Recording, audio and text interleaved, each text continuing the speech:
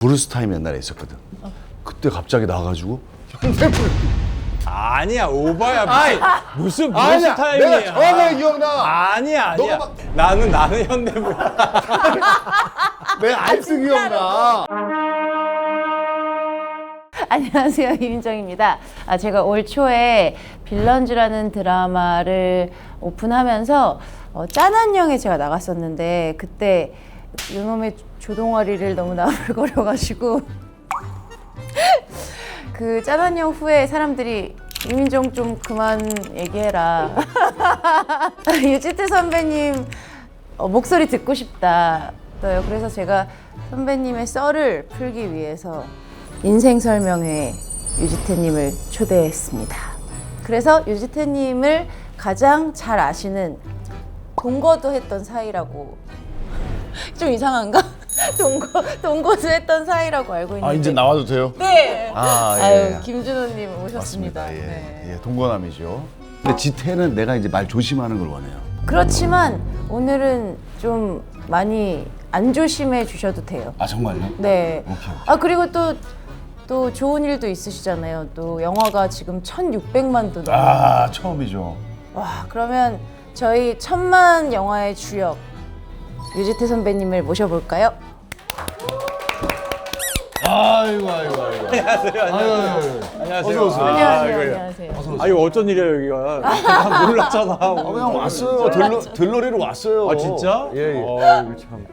뭐 이런 일이 다 있대. 아이고. 안녕하세요, 배우 유지태입니다. 네, 영광이네요. 우리 이민정 이 유튜브에 이 유지태 설명회라니. 아니 근데 오늘 무슨 인연으로 이렇게? 우리는 빌런즈라는 드라마를 같이 찍었었어. 그래가지고 짠한 형 같이 나갔었는데 그때 우리 민정 씨가 많이 도와줬어요. 많이 도와주고 내가 이렇게 뭐 말 길게 하는 거 별로 안 좋아해가지고 사실은 예능하고는 참 안 어울리는 사람이죠 내가. 네, 오늘 제가 말을 좀 재밌게 해야 될 텐데 좀 도와줘. 저는 인연이 이제 대학교 이제 같이 붙었다가 둘 다 동대 떨어졌다가 동대 떨어지고 단대 붙었거든요. 내 앞에인가 있었어요. 동국대. 네, 동국대. 기타 들고. 아니 너가 앞이었어. 그래? 서울이라고 가죽 잠바에 차려입고 통기타 들고 이렇게 있는데 키 막 190되는 애가 상장 들고 이렇게 타이즈 입고 앞에 서 있길래 난 떨어졌다. 난 떨어졌다. 저런 애들이 연영과다 했는데 얘도 떨어져서 단대로 왔더라. 너 잠깐만 또 옆에 있던 사람 아니에요? 하면서 친해진 거야. 그래서 친해졌어. 그렇구나. 3명 뽑혔는데 우리가 2명이었어. 맞아.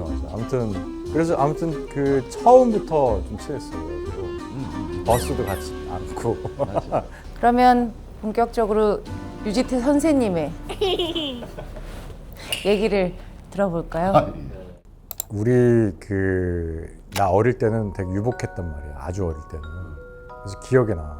자전거를 할아버지가 맨날 사줬어. 그 다음날 가면 잊어먹었어. 누가 내 자전거 훔쳐간 거야. 그치 그때는 많이 훔쳐갔지. 근데 난 그게 좋았어. 왜? 왜냐면 또 새로운 자전거가 오니까.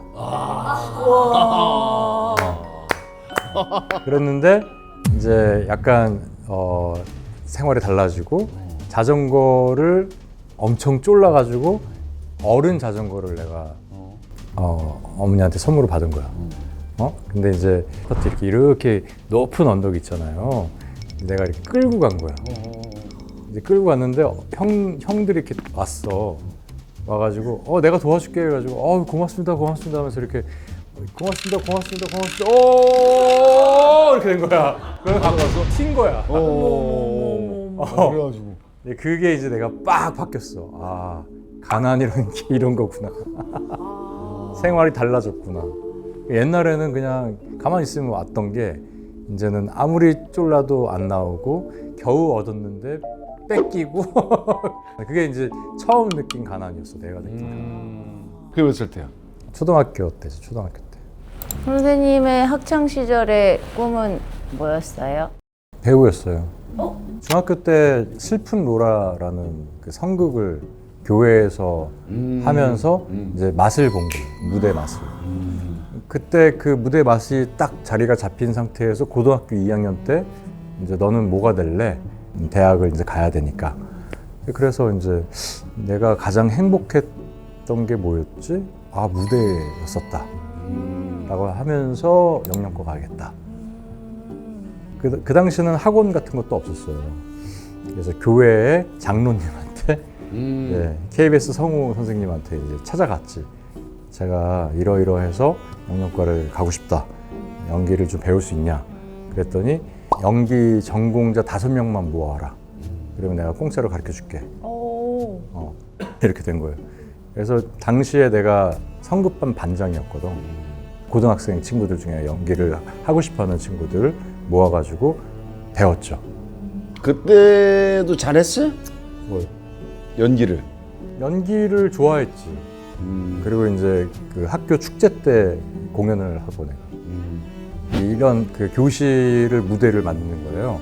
그래서 그 관객이 이렇게 와서 여기 장면을 보고 다음 장면은 다른 교실 가서 보고 뭐 이런 공연을 만들었었어요. 그렇게 만드는 걸 되게 좋아했었어요. 네, 창작하는 걸 그때부터 좋아했었어요. 아 맞아, 창작 많이 했어. 대학교 때도. 야, 우리 정말 옛날에 얼마나 고생했어 정말. 아 그럼 구덕 있는 집에 살고 그지였지 그지. 정말 연극을 계속 돌려서 선배들이 스텝으로 맞아. 극장 식구라고. 극장 그 식구 그거 했죠. 조명 달고 뭐. 조명 달고 무대 만들고. 저 공중에다가 톱니바퀴를 달라고 해가지고 우리가 목숨가 왜 저거를 달라고 하지? 그래서 밥을 해놓으면 밥을 못 먹었어요 우리가. 근데 맞아, 그 맞아. 밥이 다 썩는 거야 구더기가 생길 때까지. 밥통을 열면 구더기가 드글드글했었어. 진짜. 그리고 자취생활이라는 게 용돈을 받더라도 이제 처음에 다 써버리고 한 달 내내 그 뭐 1,000원, 2,000원으로 살아야 되니까 거의 밥 좀 사주세요, 밥 좀 사주세요 맨날 이렇게 해야 되는 거야. 그래서 제가 별명이 똥파리였고 지태가 메뚜기였어요. 메뚜기 왜 메뚜기예요? 뛰어다니더라고. 왜냐면 나는 월요일날 돈 다 쓰고 선배들한테 붙어가지고 똥파리처럼 계속 밥 빨아먹는 거야. 얘는 희한하게 술을 먹다가 사라져. 그럼 저쪽 극장 가서 자든지 다시 자취방에 와든지 해서 거기를 메뚜기처럼 난 계속 진짜 왔다 갔다. 극장에 살았어. 정말. 네. 스튜디오에서 잤어요. 그때는 우리가 수업도 안 들어가고 세트도 만들고 세트 그랬어. 만들고. 그러니까 그런 게 더 중요하다고 생각했었어. 맞아. 이게 진짜라고 생각했었어. 연극 만드는 게 진짜라고 생각했었어. 1년 좀 같이 맨 술 먹고 뭐 연기 배우러 봤는데 무슨 무대 공사나 하다가 난 개그맨 되고 지태는 이제 배우. 그치, 형이 개그맨이 빨리 됐어. 그래서 나 혼자 이제 다 했지. 내가 배우의 길을 포기한 이유 중에 50% 이상이 유지태 때문에. 왜요? 걔가 170이거든 키가. 저런 애들한테 어깨로 얼굴을 맞으면 자괴감이 좀 들고. 키 크는 비법을 아니 엄마가 크신지 아빠가 크신지. 두 분 다 컸어요. 네. 우리 아버지가 183이었고 우리 어머니가 172. 유전이구나. 유전이. 아니 근데 그때는 좀 멋있었어 김준호가. 생긴 게 되게 멋있었어. 그리고 노래도 잘했어. 노래 잘했었어. 본인 얘기 하세요. 왜 또 나 내 얘기를 아니, 하세요. 근데- 춤 한번 춰주시면 안 됩니까? 원래 선생님 오시면은 제가 왜 그러냐면은 유지태 선생님께서 원래 현대무용을 하셨어요. 아니 근데 그게 사연이 있었어 사연이. 내가 그 영영과를 가려면 무용을 해보라는 거야 선생님이. 근데 동네 무용 학원을 딱 간 거예요. 근데 그 만난 선생님이 정말 무용을 잘하는 선생을 만난 거야. 그 무리들이 사실 현대무용계를 이끄는 사람들이었어. 정말 예효순, 정정화, 주제만 뭐 이런 사람. 그래가지고 춤추면서 놀았단 말이야. 내가 정확하게 기억나는 게 막 춤추잖아요. 다 같이 막 춤추면은 이렇게 하고 있어. 나와 하면 나오지도 않고 이렇게 하고 있다가 브루스 타임 옛날에 있었거든. 그때 갑자기 나와가지고 아니야 오바야 무슨 아니야, 타임이야. 내가 정확하게 기억나. 아니야 너가 막 턴한다고 무대에 갔어야 되거든. 아니야. 한번 보여줘. 내가 어떻게 했는데. 막 따단따단따단 막 춤추잖아. 다 춤추고 자 브루스 타임입니다 하면 딱 들어간단 말이야. 근데 지태가 싹 일어나서 뭐 그때 플립인가 뭐 이런 거 나는 현대무. 내가 알수 기억나. 아니야. 오바. 내 이 얘기를 어디 예능 가서 하고 싶어 죽겠는데 네가 하지 말라고 안 한 거야. 오바야. 그래 그러면 그 다음은 어? 어떻게 좋은 결과는 있었나요? 무슨 결과? 무슨 그러고 결과? 아니 나서 인기가 많아졌다든지 사람이 몰렸다든지. 아니 다 피하죠. 다 피하지. 다들- 쟤 뭐지? 뭐 다들 이러고. 이거 미친 사람 아니야 이런 느낌으로 보고 있지. 그래서 아무도 안 데리고 가더라고 그 다음에는. 두 분이서 싸운 적은 없으세요? 방송할 때만 부르는데 뭐 싸우겠어요? 컨셉으로 싸우는 거지. 아까 제일 많이 싸운 것 같은데? 30년 동안? 근데 모델을 먼저 하셨다고 들었는데 그럼 모델을 하다가 배우 데뷔가 바이준이 처음인 건가요? 아니 그게요. 그 대학 그 졸업 연극인가 기획에 내가 들어갔는데 그냥 무작정 그 당시에 쌈지라는 회사에 내가 찾아가가지고 저희 졸업 연극 하니까 돈 좀 후원해 주시면 안 돼요? 이렇게 내가 얘기를 한 거야. 그냥 대박. 무작정. 근데 그때 그 회장님이 날 딱 본 거야. 야, 너 되게 독특하다. 우리 쌈지 아트쇼라는 게 있는데 너가 한번 무용수로 참여 한번 해봐라. 이렇게 했는데 야, 너가 키도 크고 괜찮으니까 모델도 한번 해봐라. 이렇게 제안을 해주셨어요. 그래가지고 모델 데뷔를 그렇게 하게 된 거예요. 아 진짜요? 진짜로. 뭐 이렇게 했는데 스파쇼라고 그때 제일 큰 쇼가 있었어 한국에. 이제 거기서 디자이너 선생님이 나를 딱 픽을 한 거죠. 대표 모델로 이렇게 밀어줬어. 상도 받았지. 참 운이 좋게 대학 3학년 때 바이준이라는 영화로 데뷔를 하게 됐습니다. 오디션을 통과했어요. 나는 뭐 기성극도 좋아하고 하고 싶어 했지만 햄릿 너무 하고 싶었었는데 바이준 할 때 내가 햄릿을 준비하다가 이제 바이준이 캐스팅이 돼가지고 못하게 됐죠. 바이준이 서울 관객이 1,400명인가 이렇게 들었어요. 그래서 쫄딱 망한 거야. 그래서 이쪽이 아닌가 보다 하면서 유학을 가려고 생각을 했었어요. 마침 또 IMF가 터져가지고 일이 없었어. 졸업하자마자 유학 가려고 원서를 쓰고 있는 가운데 이제 두 번째 주유소 습격 사건에 캐스팅이 된 거죠. 처음 나한테 제안이 왔던 게 무대뽀 역할이었어. 아무리 봐도 나하고 안 맞는 거야. 그래서 내가 페인트 하겠다. 그거 하면 좀 열심히 해보겠다. 그러면 살을 빼와라. 그래서 살을 쪽 뺐죠. 99년도. 그치, 99년도. 왜냐면 내가 96년도에 개그맨 됐는데 그때 지태 서울에서 만났는데 스텝을 하고 있었어. 그치, 그때 뭐 아르바이트를 했어야 됐어 나는. 아르바이트 하면서 돈도 벌면서 학교도 다니면서 뭐 아무튼 했었어야 됐어. 그래서 나는 뭐 생활력이 좀 강해졌고 약간 이제 막 힘들고 뭐 그런 상황들이 우리 현장에도 좀 힘들 때도 있잖아. 근데 그게 별로 힘들게 느껴지지 않아. 그냥 그 주유소 습격 사건의 그 이름 그때 처음 알렸잖아요. 그러고 나서 뭐 주변 반응이 좀 달라진 게 있어요? 그때 주유소 습격 사건이 잘 되긴 했는데 그 앞전에 김혜수 플러스 유라는 토크쇼에 나갔는데 거기서 내가 반응을 좀 얻었어. 기억난다. 괜찮았어. 아니 약간 좀 순수하게 나왔다고 해야 되나? 페인트라고 하고요. 그리고 그림 중에도 누드. 아무튼 그게 뭐 때문에 그런지 모르겠는데 사람들이 아무튼 되게 좋아해 줬어. 그래서 내가 이게 버스를 타려고 걸어가고 있는데 날 보겠다고 사람들이 이렇게 날 이렇게 딱 창문에 붙어 있는 거야. 그래서 세상이 달라졌네. 이렇게 느낀 거야. 그러면 사실은 이름을 알리게 된 게 예능 때문이네요. 너만 높게 가면 민정씨랑 나랑 방송국에 얘기해서 셋이 예능 하나 말 수 있어요. 한 6부작 8부작. 주유소 습격 사건 찍고 그 전에 계약했던 게 있었어. 뭐지? 가위라고 지원이랑 하지원이랑. 맞아. 하지원도 단대인데? 후배지. 맞아. 학교에서도 봤었어? 맞아. 우리 같이 했었지.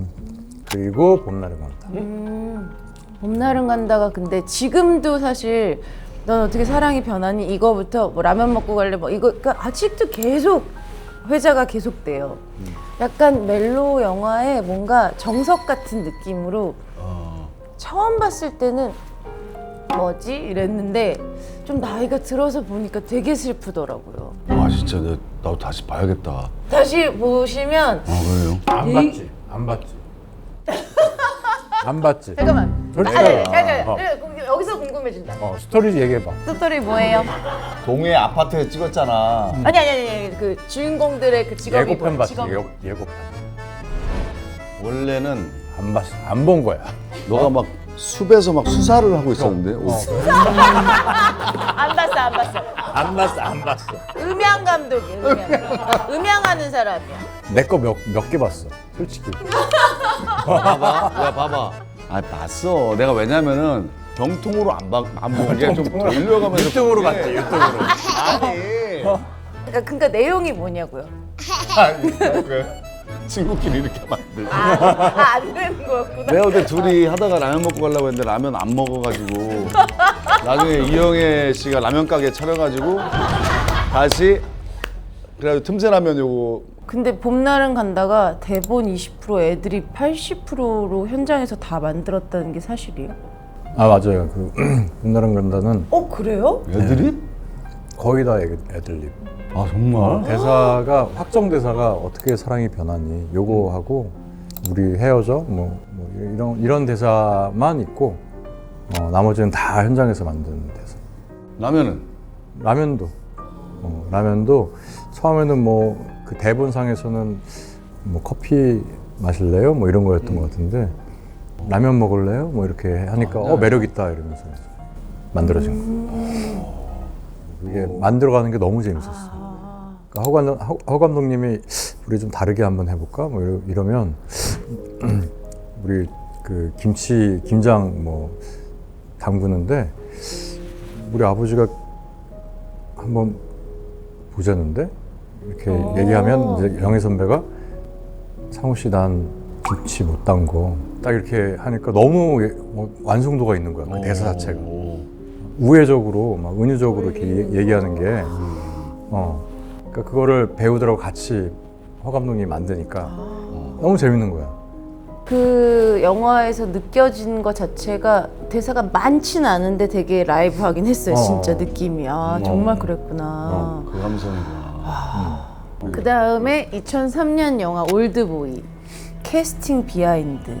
이제 그 당시에 그 박 감독님하고 이제 우리 민식 선배하고 그리고 강호 형하고 이제 다들 이게 친했었으니까 캐스팅을 하는데 좀 도와줬으면 좋겠다. 와서 좀 뭐 힘을 좀 실었으면 좋겠다. 그런 뉘앙스였던 것 같아요. 그래서 같이 이렇게 있었어. 같이 선배님이 이렇게 오셨는데 이제 거절하는 그 장면을 내가 목격을 했지. 그 이후에 한 1주, 2주 후에 나한테 대본이 왔던 거. 민식 선배가 좀 나를 되게 좋게 봐주셔가지고 올드보이가 나한테는 가장 인상적인, 영화로서는 가장 인상적인 캐릭터라고 할 수 있죠. 뭐 분량은 많지는 않았지만 그 역할을 소화를 하기 위해서 정말 부단히 노력했던 기억이 있죠. 역할이 너무 어려웠어요. 제가 그래서 물어본 적 있었어요. 이 거꾸로 매달리는 장면을 그 자세가 어느 정도 나오는 상태에서 아이어를 쓰신 거, 막 이런 구체적으로 요가에 대해서 물어본 적이 있었거든요. 무용을 했던 것도 있었고 무용. 또 요가를 빨리 이렇게 배우기도 했었고 지금도 그 자세가 되나요? 지금은 안 되지. 지금 저번에 왜 물구나무 석연 했었잖아. 맨날 1박 2일에서 했었죠. 네. 나를 정말 많이 팔아먹대니까 맞아요. 뭐 하면 꼭 해달라고. 방송을 열심히 하다가 방송 때만 불러. 방송 때만 정말 평생 뭐 밥도 안 사고 뭐 술도 안 사다가 제가 6월 2일에 산다고 했어요. 안 네? 어땠어? 끝나고 올드보이. 그때 올드보이라는 영화와 여자는 남자의 미래다라는 영화를 동시에 찍었단 말이에요. 거의 동시에. 그게 또 공교롭게도 칸느 영화제 컴피티션에 두 작품이 올라간 거예요. 네. 그래서 레드카펫을 2번 걸었어요. 근데 사람들이 몰라봐. 몰라봐. 스타일이 너무 다르니까. 그래서 올드보이 때는 다들 외국 여성들이 이렇게 하는 게 내가 느꼈어. 그 캐릭터가 매혹적이라고 느꼈던 것 같아. 그렇지, 그렇지. 근데 여자는 남자의 미래다는 같이 엘리베이터를 탔어. 여성이랑 남성이랑. 근데 여성이 나를 알아본 거야. 여자는 남자의 미래다에 나온 배우라는 거. 딱 보더니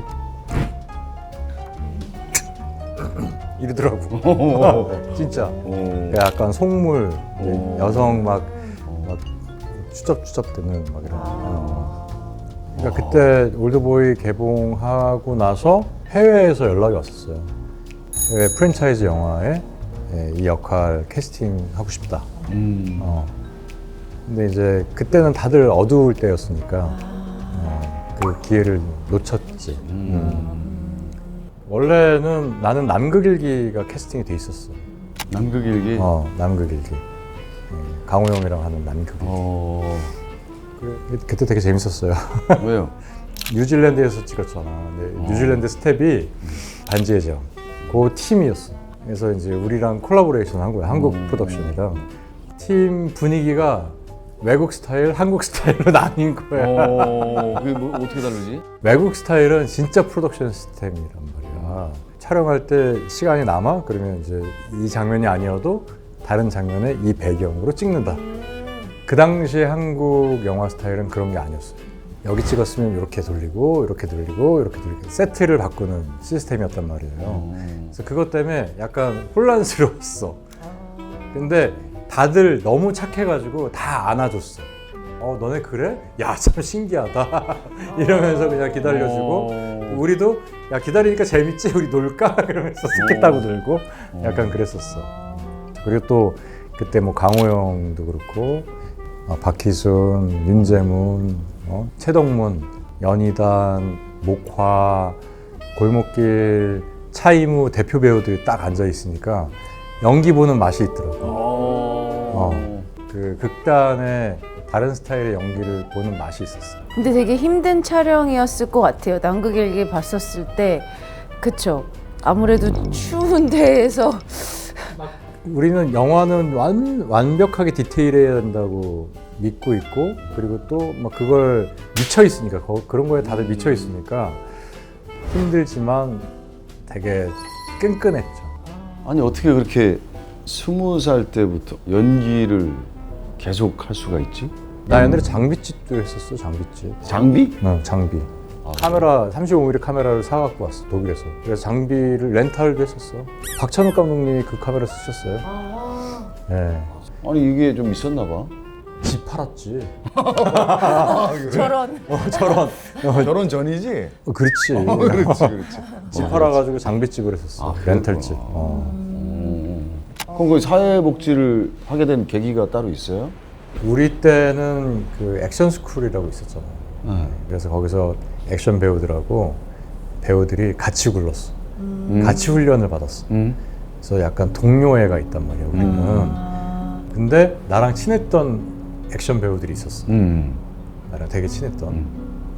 근데 한 명이 그 중국 촬영장에 가서 숙소에 돌아가다가 돌아가셨어요. 차 사고로. 근데 우리는 비정규직이잖아요. 계약직이고 비정규직이다 보니까 그 사각지대가 있더라고요. 그래가지고 약간 현타가 온 거야. 내 친구가 10년 동안 현장에서 불렀던 사람인데 아무런 보장이 없다는 걸 내가 이제 느끼고 알아야겠다 이런 생각을 해서 카드에 이제 도전을 했던 것 같아요. 그래서 한 1년 반. 그때 이제 그 동기 중에 YWCA에서 일을 하는 동기가 있었는데 이게 우리만 사각지대가 있는 게 아니었구나라는 걸 깨달은 거야. 그래가지고 수업 시간에 브리핑을 하는데 가정폭력 피해 여성 아동들이 6개월만 지나면 그 쉼터에서 무조건 퇴소를 해야 되는 시스템이 있는 거야. 그러면 다시 폭력가장한테 맞고 다시 입소해. 그래서 이 악순환이 있는 거야. 그래가지고 경제적인, 정신적인 자립을 할 수 있는 중간의 집이 필요하다라는 걸 딱 듣고 그럼 나랑 같이 한번 보자 해가지고 중간의 집을 만들었죠. 그게 자꾸 알려지는 거야. 그래서 그거 뭐냐 이렇게 된 거야. 그래서 대한주택공사에서 거의 200개 가구를 딱 배정을 해준 거야. 그러니까 이건 기적이지, 기적. 아무튼 우리 직업이라는 게 그런 역할인 것 같아서 반공인 같은 느낌이 있는 것 같아요. 그리고 남극일기 다음이 드라마가 있었고 뭐 힐러가 이제 송진아 작가 거였는데 내가 완전 데뷔 때 나를 처음 픽업해준 사람이 송진아였어. 약간 감사한 마음에 보은하는 차원에 그렇게 출연을 하게 됐고, 특히 이제 그 생방이라고 하잖아. 생방.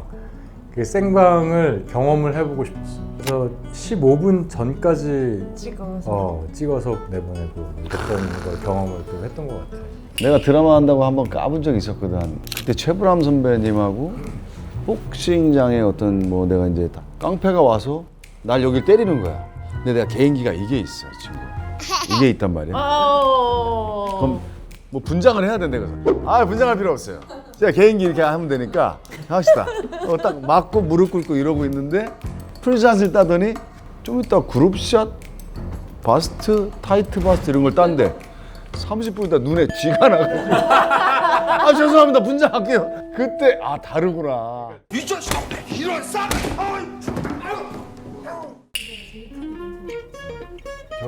결혼이지, 결혼. 네. 난 40대 결혼하고 싶지 않았어. 너무 미워 보였어, 40대 결혼하기. 진짜 쌩쌩할 때. 의문의 1패. 여론. 그리고 다시 영화에 집중을 또 했던 것 같아. 내가 각본을 쓴다고 내 대본을 쓴다고 한 3년을 소비를 했어.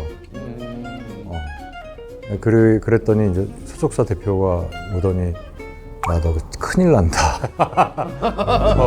사람들이 몰라본다. 이렇게 얘기를 해서 정신 번쩍 차리고 이제 스플릿이라는 영화부터 다시 달렸어. 그래서 스플릿, 굿와이프, 본 사바 이렇게 갔던 것 같아. 굿와이프 때가 재밌었어. 난 굿와이프 때가 그 유지태 씨가 지금 영화 감독 준비한다고 하던데요. 뭐 이렇게 소문이 났고 그래서 배우를 제안을 안 받는다. 뭐 이런 소문이 있었어요. 전 선배가 내가 한번 알아볼까요? 이제 해가지고 나한테 시나리오 준 거야. 근데 시나리오 받았는데 일단 전 선배랑 연기를 한다는 게 너무 매력적이었고 꼭 한번 경험을 해보고 싶었고 처음 느꼈던 것 같아. 그러니까 연기하면서 막 어떻게 연기를 할까 설레는 거. 진짜. 어떻게 연기를 준비해갖고 올려나 이렇게. 그래서 첫 촬영 첫날에 4부까지 다 털었어. 근데 이제 그날 뭐 별별 걸 다 했지. 뭐 따기도 맞고 뭐 던지기도 하고 막 했는데 재밌었어. 되게 재밌고. 표정이 다르네. 아니 재밌었어. 연기하는 재미가 있었어. 그게 또 딱 통할 때가 있단 말이에요. 연기할 때 우리도 이제 같이 연기했지만 딱 이거 됐다 이런 거 있잖아. 딱 깠는데 쓰랑꾼이라고 해가지고 내 이름이 포털에 딱 올라오더라고. 쓰레기하고 사랑꾼 합친 말을 쓰랑꾼. 쓰랑꾼. 쓰랑꾼. 내 역할이 신선하게 느껴졌던 것 같아요. 되게 많은 여자 배우들이랑 작업을 했었을 때 되게 기억에 남는 배우는 사실 이영애 선배가 이영애 선배님. 네, 그때 너무 좋은 기억들을 같이 만들었었고 지금도 감사하게 생각하죠. 진짜로. 나를 좀 많이 뽑으려고 했었어. 유지태의 모습을 좀 뽑으려고 했었어. 그 당시에. 그래서 많이 그 영화 찍을 때 좀 들어가 있었고. 근데 아무튼 뭐 우리는 그게 재밌었어 그 당시에. 근데 저는 사바를 안 봤는데 왜 사바에 대한 정보가 없죠? 제가 유일하게 지금 영화 중에서 모르는. 사바가 드라마로도 나왔었는데. 사바 드라마 나온 적 없습니다. 없어. 무슨 사바가 드라마가 어딨어. 오 마이 갓. 없네요. 없어요. 장재영 감독이 그 최근에 터졌잖아요, 파묘로. 근데 터지기 전에 이제 영화 컨셉은 되게 신선하고 재밌었어. 그리고 야심이 있었어. 이 장르에 한번 마스터가 돼보고 싶다. 그 영화를 보면 그 재석이라는 인물이 제일 중요해요. 이 역할은 무조건 된다. 이런 생각을 했죠. 근데 좀 아쉬웠어. 왜냐면 내가 이제 악역을 많이 하니까 내가 등장하는 순간에 쟤다. 이 영화에서의 또 약간 반전은 쟤다. 이렇게 딱 사람들이 생각을 하는 거야. 그 장르만 파잖아요. 맞아. 그러면서 이렇게 해서는 안 되겠다라는 걸 뭔가 깨달은 것 같아. 그러니까 이제 빵 터지더라고. 내 거 할 때 좀 터지지. 약간 보면은 돈, 빌런즈, 종이의 집, 약간 어디 털어서 터는 기획자로 좀 많이 나온다. 네. 종이의 집도 있었잖아요. 그쵸. 종이의 집이 사실은 원래 나랑 교수랑 잘 어울릴 것 같다고 해서 사온 콘텐츠예요. 아 정말. 사온 IP야. 스페인 가서 사왔어. 그래가지고 너무 감사하지. 너무 감사하고. 그러니까 내가 이제 약간 좀 그런 설계자, 설명자에 좀 잘 어울린다고 생각하나 봐. 이게 생긴 게. 비질란테 조헌도 원래는 완전 힘캐예요. 근데 약간 드라마 나온 거 보면 약간 설계자 쪽으로 가더라고 자꾸. 정말. 마동석 배우랑 상대할 사람은 유지태다. 뭐 그렇게 떠들었었어. 맞아. 근데 이제 맞아야 되잖아 내가. 이기실 수 있지 않을까요? 아니 어쨌든 영화상에서 내가 맞아야 되잖아. 아 맞아야 되니까. 그렇지. 결론은 맞아야 되잖아. 때리다가 맞아야 되잖아. 배우로서 또 다른 역할 생각했던 그런 역할이 있으신지. 히어로물의 주인공? 역할이 많잖아요. 약간 능력이. 그러니까. 어떤 능력? 근데 약간 이제 내 피지컬을 좀 이용할 수 있는 한국의 테이큰 이런 거. 몸통 뭐 아래통 다 까본 적이 없잖아. 그러니까 이제 완전히 이제 딱 만들어가지고 가장 기억에 남는 작품은? 지금까지 얘기했던 우리 봄날은 간다, 올드보이, 그리고 지금 이제 최근에 찍었던 왕사남. 1600만이 들었으니 그때 살을 찌우셨죠? 105kg까지. 105kg. 그러면 인생 최저 몸무게와 최고 몸무게는 몇이에요? 105가 최고고요. 최저가 주유소 72kg. 72kg요? 72kg? 72kg. 그러면 갭이 33kg네? 근데 이제 그때 또 젊었고 건강에 별로 안 좋은데 사실. 많이 안 좋아지는 것 같아요. 그거 보면서 약간 인상이 조금 다르다고 생각했는데 그게 테이프로 약간 한 거라면서요. 테이블 살짝 붙이자고 송혜교 씨하고 황진이 할 때 그때도 분장팀이 옛날에 한번 이렇게 올려줬었는데 이렇게 이미지성으로 바뀌는 게 배우 연기에 도움이 된다 라고 이제 생각을 했죠. 그 전부터 뭐 가파더에서 네. 말론 브란도가 사탕 물고 네. 연기를 했었잖아요. 그래서 약간 노회한 얼굴을 만들어냈듯이 영화에서는 그런 약간 이미지를 좀 잘 구현하는 게 굉장히 중요하다고 저는 생각해요. 그래서 뚝방전설 때도 이렇게 뭐 칼자국 내는 것보다 화상 자국 하자 아이디어를 이렇게 주고 진짜 깡패인 줄 알고 깡패들이 찾아왔어. 맞지. 정말 맞아. 찾아와가지고 맞아. 너 뭐요? 너 어디 파요? 영화 배우라고 했더니 사진 찍자고 그랬던 해프닝도 있었습니다. 아무튼 뭐 왕사남이 어쨌든 내 필모에 가장 흥행면에서 성공한 영화가 됐지. 조금 이 시대에 필요했던 것 같아요. 감정을 좀 건드렸던 것 같아요. 그냥 사람의 그 사람의 공감 정 딱 이렇게 주니까 좋았던 것 같아요. 이제 앞으로 다가올 이제 다가올 50대 선배님이 아직 50대가 아니잖아. 50에 50 이제 지천명이지. 51 52이야? 나 52이야? 아니 40대 결혼한 줄 알았는데 아니요. 이민정 조용! 근데 나는 똑같을 것 같아요 지금이랑. 연기 재밌고 예술 재밌고 복지 이런 것도 관심 있고. 아니 지금은 뭐야 그러면? 지금은 계속 배우의 꿈을 이어가는 거야? 아니면? 나? 그렇지 배우지. 아니 뭐 또 다른 꿈이 없어 이런 거? 나 없어 나는. 아니 예전에는 뭐 병원 뭐 어머니 그거는 이제 다른 파트지. 다른 파트. 병원 만들고 싶어. 조합병원. 이게 왜냐면은 내가 의사가 될 수가 없잖아요 지금은. 그래서 병원을 못 만들어. 근데 우리 이제 그 연출부들 그리고 또 우리 스태프들 그리고 또 배우들 중에 이제 준비 못한 사람들, 노후 준비 못한 사람들 이제 뭐 얼마만 내면 이제 이렇게 의료 서비스를 받을 수 있는 그런 병원. 그게 이제 내가 갖고 있는 막연한 꿈.